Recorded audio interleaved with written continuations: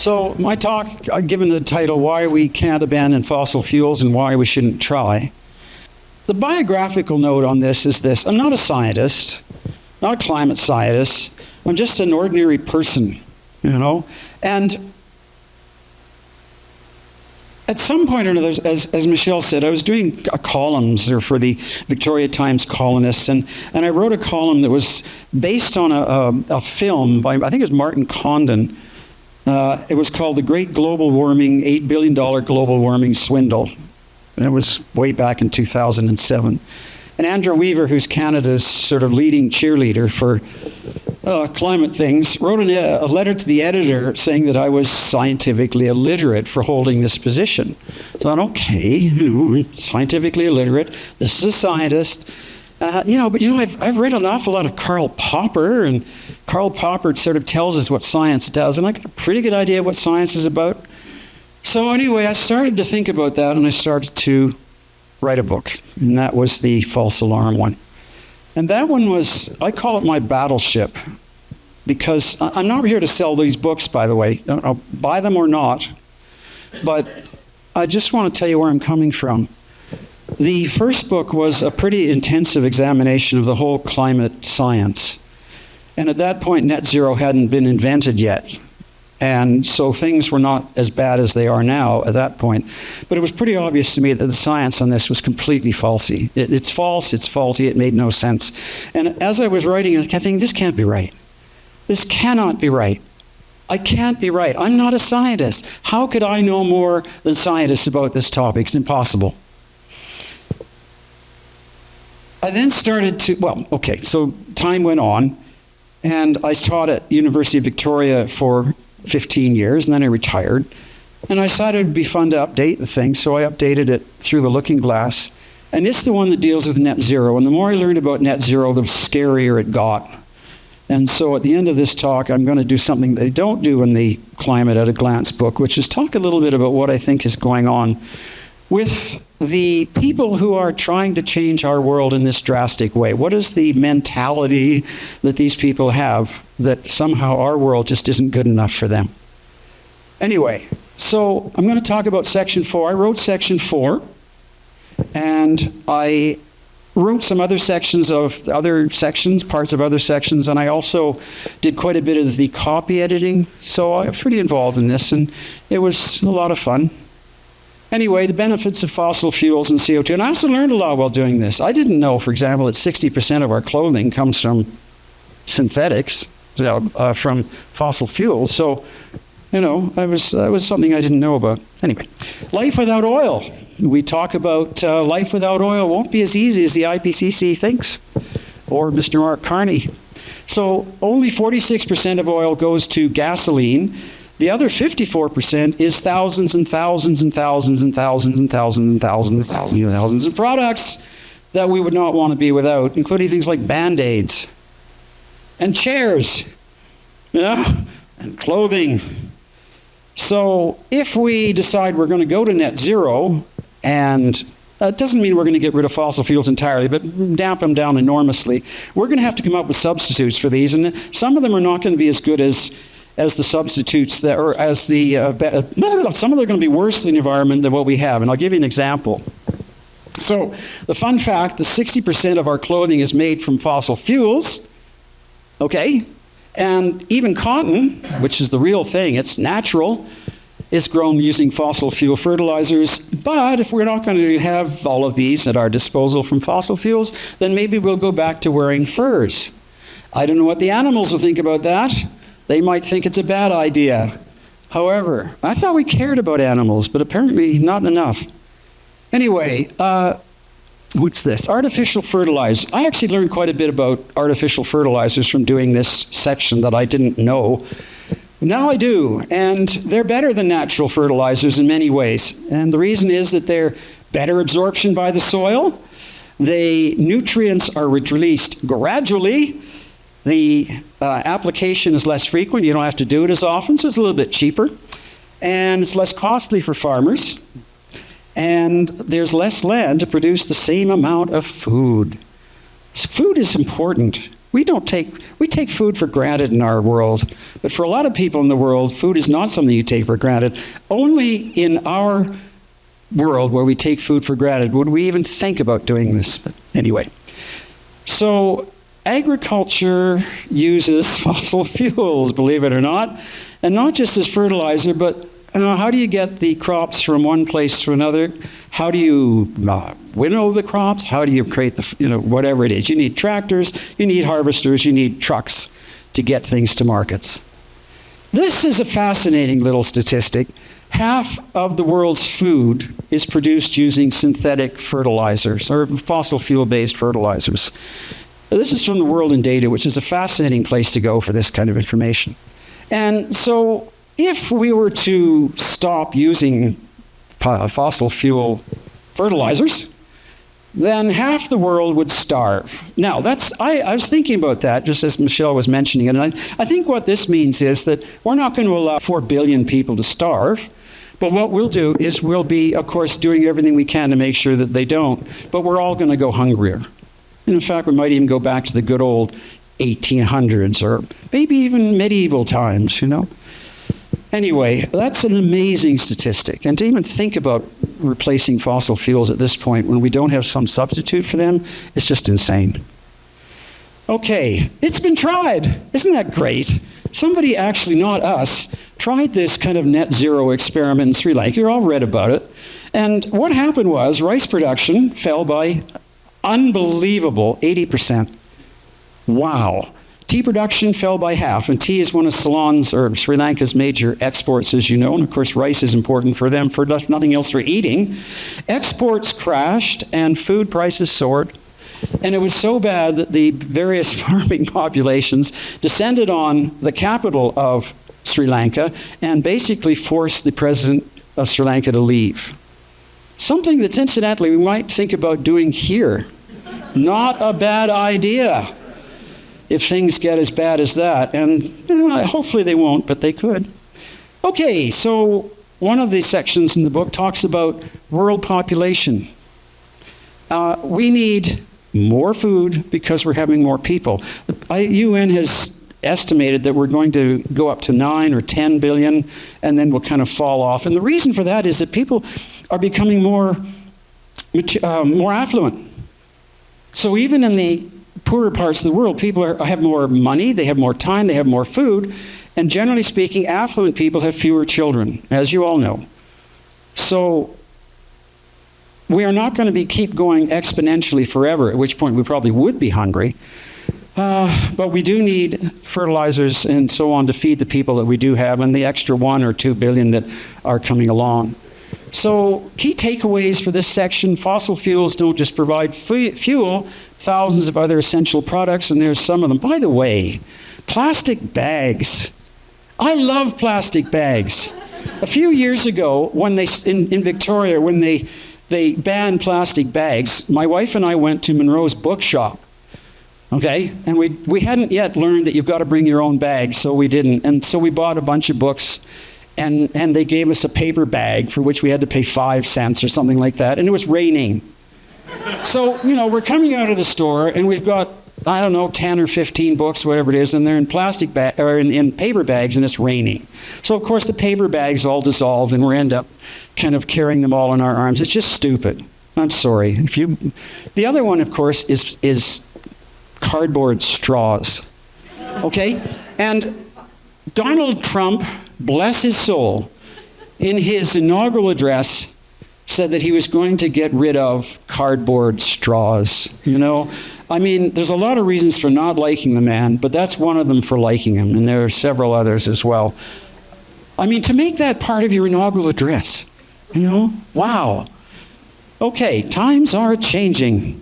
Without fossil fuels, we must find other ways to make these products or go back to a third world lifestyle. And I'll give you an example of that later on. And again, they might be more environmentally harmful. Our daughter is a biologist who does small mammals in BC, and her job is obviously to save the small mammals like minks and fishers and things like that. And she does not support our view on this.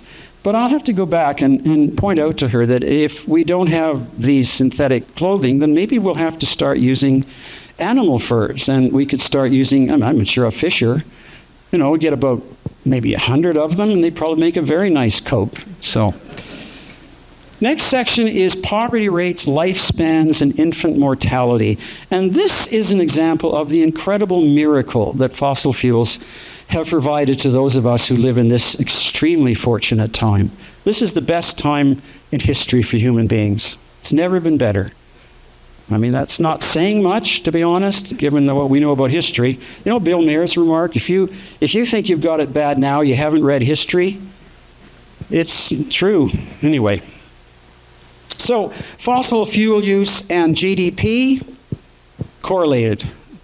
Now, look, I'm well aware that causation is not correlation. The reason I'm well aware of that is because I apply it when I deal with the correlation, so-called, between carbon dioxide and many of the other things that they seem to think are happening. But in this case, I strongly suspect causation. More causation, I think, longer lifespan, strongly correlated to the use of fossil fuels. So, if you all want to live 30 to 30 the way they used to back in medieval times, great, But I think we should have a say in this, perhaps. Maybe we should be asked whether we want to have shorter lifespans. I don't want to have a really long one, to be honest. I've seen what really long ones look like, but I don't really want to have one where I'm 30. And at 30, I hadn't done anything. I'd gone to school and I had a job and really hadn't done anything very interesting. But anyway. Child deaths. We certainly care about those. The worst thing that can happen is the death of a child, and there are massive decreases in child deaths, once again correlated to fossil fuel use, because fossil fuels are cheapest energy available in terms of the amount of power that they have, and they allow an economy of great sophistication to survive. Some key takeaways, well, I just said it. Strongly correlated to falling global poverty, rising GDP, increased human lifespans, and reduced infant mortality. So the idea that fossil fuels are in some way dangerous to humanity is absolutely, I don't even think there's a word that describes how crazy that is. However, okay, here's one of the fun facts, that even NASA, which is a big fan of net zero as far as I can tell, no, it is. But anyway, they even admit, and this is one of those little graphs, the green stuff is the greening of the world. I think you'll know this. I'm not telling you anything you don't know, but here it is. And what's amazing about this is it's from NASA. From a quarter to a half of the world's vegetated lands have shown significant greening over the last 35 years, and then from another report it says 5% over the last 20 years, largely due to rising levels of carbon dioxide. And yet NASA is a big promoter of the whole net zero thing. I don't understand it at all. It's just weird. Okay, I bet you're very interested in the biology of CO2 and how it makes plants happier and grow better.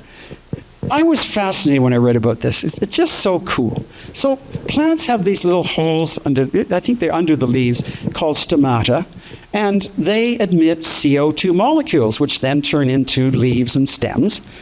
But every time they have to open themselves, they also lose a bit of water. So what happens is that when you put more CO2 into the atmosphere, the plants get more CO2 through their little stomata when they're open, but they don't have to open them as long, and therefore they manage to keep more water, and therefore they're more drought resistant.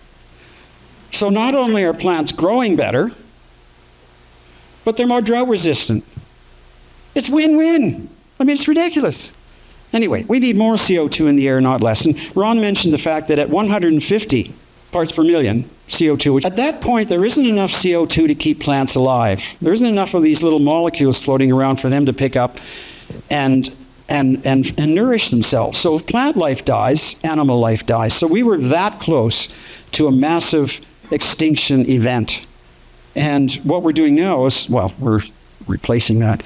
All right, if you're a farmer, you certainly want to know this. I'm sure many of you here are from farms. It's Alberta, isn't it? Okay. Anyway, soybeans, corn, wheat, all correlated, probably causally, I'm quite sure, with the rise in CO2. This is a graph by the Idso brothers, I believe, and it shows the increased crop yields from increased CO2. And of course, there's the cash benefit as well. So not only higher crop yields, but obviously better lives for farmers. And I have several farming relatives who live in Alberta. And to them I say, hey, look at this. I also have a friend, we have a farming relative in BC. He lives near Williams Lake. Yeah, Williams Lake. And I was talking to him about this with my false alarm book, and he at one point said, which I thought was brilliant, nature's a lot bigger than anything we can throw at it. Love that line. And this is a guy who's a rancher.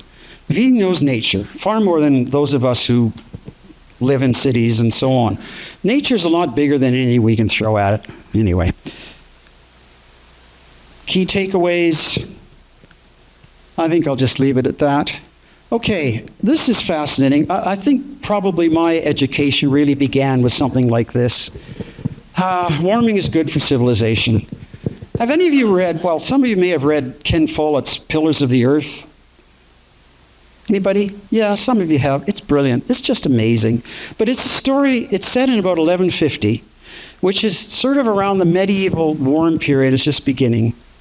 And it's about building cathedrals. And the medieval warm period was the time when it was warm enough, there was enough crops thanks to warmer temperatures, and therefore you could crop more lands, that they could afford to build cathedrals. Well, and I'm quite sure the same thing happened in Egypt when they were building their pyramids. The Roman Empire built during a warm period of time. The peak Egyptian Empire, once again, warm period of time. The Sumer Empire. But the point I'm trying to make here, obviously, is that the warmer it is, the better it is for civilization. It's incredible. To say that we're the only people in history who've ever feared warmth. It's incredible.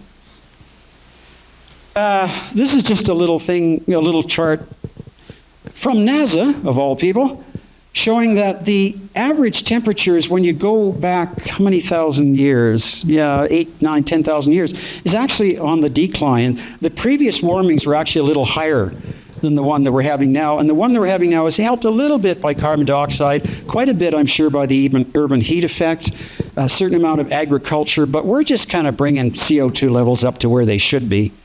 This is one of my favorite, this is a graph that Ian Clark, I think, used last time I was here. And it's the 55 million years one. And look at the golden age of mammals. Look at how hot it was. Now, there was an extinction event there, but after that, mammals had their little golden age. And then the temperatures started to fall. And then they fell, and then they kind of started rising again. But meanwhile, carbon dioxide kept falling. Once again, absolute prehistorical proof that there's no connection between CO2, or very little connection between CO2. So conditions for civilization, thanks to the warming after the last ice age, starting about 12,000 BCE. I don't know whether Alberta was under ice. Was it? BC was apparently, most of it was. It's like okay. Yeah. Anyway, not a good time to live in BC or Alberta. Humans always better off when the planet is warming, and we will have a crisis if the planet starts to go back into ice age conditions, which it is actually, if we were not in any way contributing to this, it would probably be doing, because of the Milankovitch cycles, which you all know about and I'm not going to discuss. Okay, best options. This is section was written by the amazing Robert Lyman, who is, just an amazing person. Okay, so what are our best options? Well, the Canadian government wants to achieve net zero by 2050. It means we're balancing the amount we're putting out with the amount we're taking in. This includes eliminating fossil fuels, electricity by 2035. Is this possible? Well, this is Canada's national debt from 2013 to 2024, thanks to a certain, shall we say, mindset. We'll call it that. Total cost, well, actually, Ron, you dealt with a lot of this, but 3.6 trillion estimate, this is what Robert Lyman's estimate is. Fortunately, that's in Canadian dollars, which are increasingly worthless. So, this is on top of our current debt. It's just, if you are a householder, a person living in Canada, you are going to be buried in a mountain of debt if this carries on. I read the Royal Bank's 2 million transition report, which is touched on in the book. And they think it's going to cost $2 trillion, again in these virtually worthless Canadian dollars that we are currently doing. It's going to cost $60 billion a year, and that was counting from 2020. And it would cut emissions by 75%. This is affordable, says the Royal Bank of Canada, which recently pulled out of Mark Carney's net zero banking organization, by the way, along with every other Canadian bank and most American banks, because it's crazy. It's affordable because we're going to have amazing new green technologies and green jobs, which will replace the nasty fossil fuel jobs, and no doubt at equally good salaries as well. This is what the RBC said about, it says the greatest challenge that we face is not somehow converting our entire economy from fossil fuels to electric. The biggest challenge is getting people to change. A low-carbon lifestyle will be more expensive. Oh, who knew? It will be harder and less convenient. Well, yeah, if you have to go out and hunt for food, it's certainly going to be harder and less convenient than the status quo. Getting nearly 40 million Canadians to accept less convenience in their daily lives is daunting. Design and innovation could make things easier, though. I mean, wow. This is from a report that's absolutely positive toward all of this, and yet there's this little paragraph buried in the middle that tells us, if you go along with this, you're nuts. You're absolutely crazy. This is just insane. So we'll be poorer, but at the very least, we will be happier. I want to go into that in more detail because it's fun. People who think life is a comedy, people who feel life is a tragedy, I see the comedic side of it, I hate to say. How much will Canada's reductions reduce temperature? Now, this is from the book, and this is Robert Lyman's estimate, and Ron more or less talked about this. The difference to the global temperature in all the money that we spend, we can spend $2 trillion or 3.8 or 5, whatever it is, the amount of difference it's going to make is virtually zero. No useful benefit from any of this. A familiar face. Mark Carney on his website is to get the Liberal premiership. Here's what he says, and he was a climate czar for some organization that I haven't bothered to memorize the name of. He wants to spend $2 trillion, okay? And that's $80 billion a year from now till 2050, or 2,000 Canadian per year, or 4,000 or 8,000 for a family of 4. So you might want to consider, if you're younger, not having kids unless you, and this is on top of all other taxes, and it's going to, the whole thing about net zero is it aims to keep the temperature at 1.5 degrees above pre-industrial, which was much colder than it is today, and not go up to 2, so we're going to save 0.5 degrees Celsius. Half a degree Celsius. We're going to spend $2 trillion to do this. Canada's share of this warming bonanza is 1.5%. So when you do the math, and I'm never sure about that, but I ended up with 0.0075 degrees. So if everything went perfectly for Mr. Mark Carney and his cronies, his climate cronies, if everything went absolutely as to plan, we, Canadians, would have the proud distinction of providing $2 trillion, which is 2,000 billion, to save the planet from 0.0075 degrees Celsius of warming. Wow. And I've tried to do it. I can't figure out what that means, like per micro degree. How many trillions per micro degree? It's more complicated than I can handle. I wanted to mention the RCP8, Representative Concentration Pathways 8.5. 8.5 represents the amount of warming this business as usual scenario, IPC scenario, would produce. This is the business as usual one. If you folks in Alberta keep pouring out all of this oil, filling the world with it, this is what will happen. We'll be warmer. The 2022 IPCC report says that this is not any longer a probable or desirable scenario to be using. Not typical business, it should not be presented as a typical business as usual projection, but this is the one that all the scary stuff comes from, that we're supposed to be alarmed about, that our kids are saying, I don't want to have children because I don't want to bring them into this world. This is the one. The other ones are okay. We can deal with them. They're not a major problem. So there is no climate crisis. And this is $2 trillion, a $2 trillion solution in search of a problem. All right, so here's what Lyman suggests we should do. We should abandon net zero, duh. We should eliminate all carbon pricing, duh. And by the way, when Carney and others talk about getting rid of the consumer carbon price, and they're giving us all these rebates, they're not talking about all the money that industry and business is going to be paying. So a truckload of, whatever you want, cabbages, they're still going to be paying extra taxes, carbon taxes on that business. And of course, the cabbages are going to be more expensive. So this is one of the most astonishing sleight of hands that I've ever seen sort of done publicly. You know, that people should be looking and say, well, this is ridiculous. So you're going to do a whole bunch of other stuff, but you're going to give us this. It's like 1984. In 1984, they lower the chocolate ration from 6 grams per week to 4 grams per week. And in what they do is they herald that as an increase, because 1984 people don't know anything about history, right? Their history is chopped off. This is what they're trying to do with us, in a way. But anyway, that's neither here nor there. Ensure a cost-benefit analysis of climate programs. Eliminate curbs on fossil fuel development and use. Yay, Alberta. We visited the oil sands a few years ago with our daughter who was working here, trying to save animals of various kinds. And we visited the Suncor plant. And it saddened me that the guides were kind of embarrassed, you know, that we're fossil fuels. I said, no, you're making the world a better place. People are happier because you do fossil fuels. I was just outraged. It's just, anyway, thank you, Albertans, for doing this for the rest of us.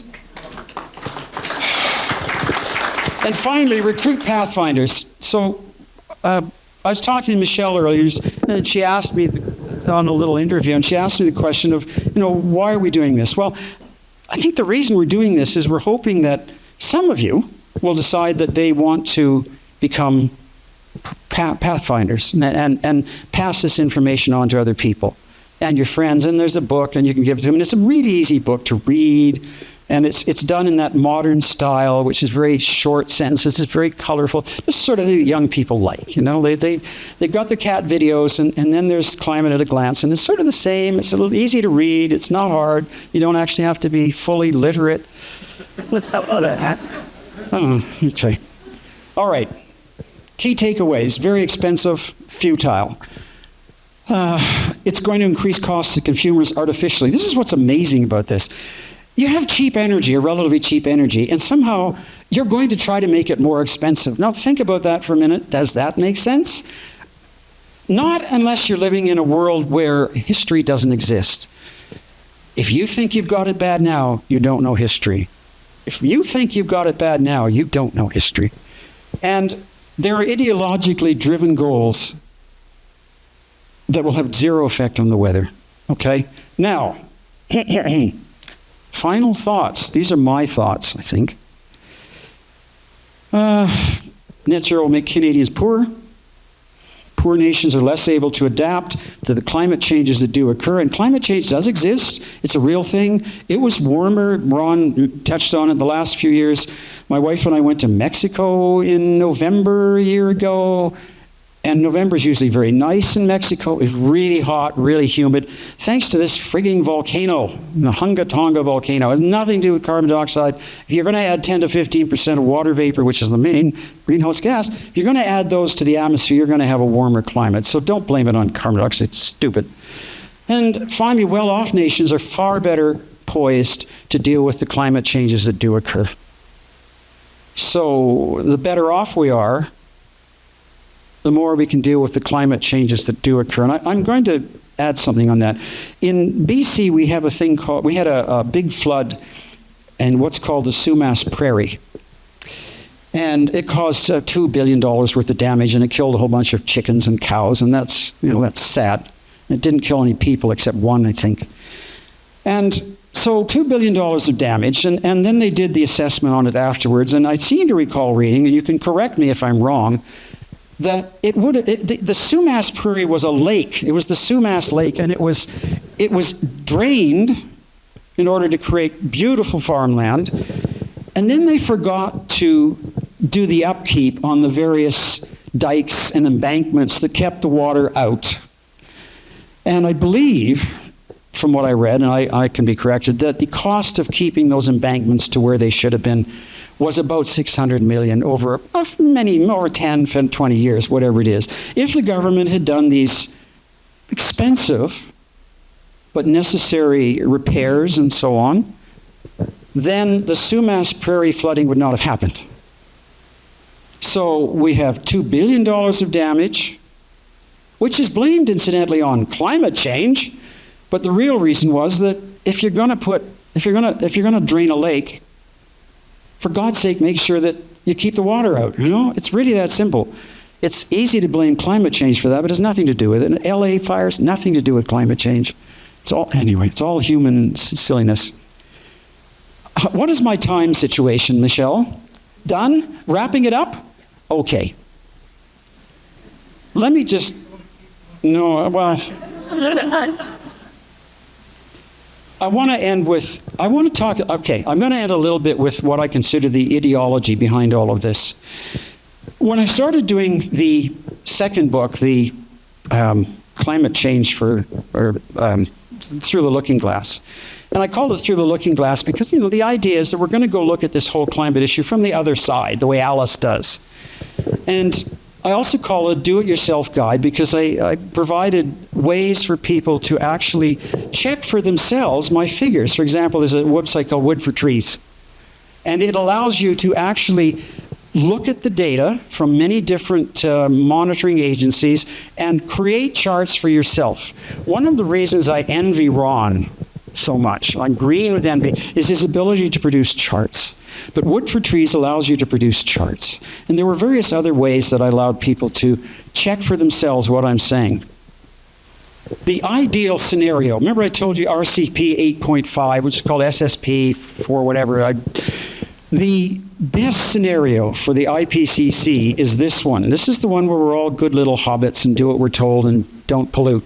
The emphasis on economic growth should sort of a broader emphasis on well-being. Okay? Driven by an increasing commitment to achieving development goals, inequality is reduced both across and within countries. So what that means is that we're going to take a lot of our money and we're going to give it to people who don't have money. Okay? And we all know how well that works. It's called welfare. It doesn't work very well. Consumption is oriented toward low material growth and lower resource and energy intensity. Anyway, we're all going to be singing around the campfire and having a wonderful, small, low impact, small towns and villages, all taking in each other's laundry. It's going to be great. I don't know whether you recognize this general or this gentleman, but here's what he wrote about what he sees the communist society would be like. In a communist society where no one has an exclusive sphere of activity, a person can do anything he wants, really. They can hunt in the morning, fish in the afternoon, rear cattle in the evening, criticize after dinner, just as I have a mind, without ever becoming hunter, fisherman, shepherd, or critic. This is insane. It's nuts. And It requires a massive change in human nature. This last part of my book, I was just astonished at the changes that are expected human beings to do in their nature, you know, because we are acquisitive, we're materialistic, we'll help our neighbor, but you know, we're not perfect. It expects us to be perfect. It's not going to happen, and every place it's been tried has been a disaster, and if you don't believe me, just read about, say, Soviet Russia or Communist China and so on. So, call me a conspiracy theorist, but I think the view that, this is from Aristotle. Mm-hmm. And I'm writing a book on Aristotle and Plato right now. You know, I'll come and sell it here the next time I'm here. Anyway, he writes, with a true view, all of the facts harmonize, and with a false one, the facts soon clash. And that's a pretty damn good definition of science. So call me a theorist, a conspiracy theorist, and maybe all of you agree with me already, but I'm pretty sure that what's happening here is it's the United Nations global socialist revolution that they want to do, and it's all going to make us less free and less prosperous, and I think we should avoid that at all cost. Thank you very much. I hope I didn't go too much over time.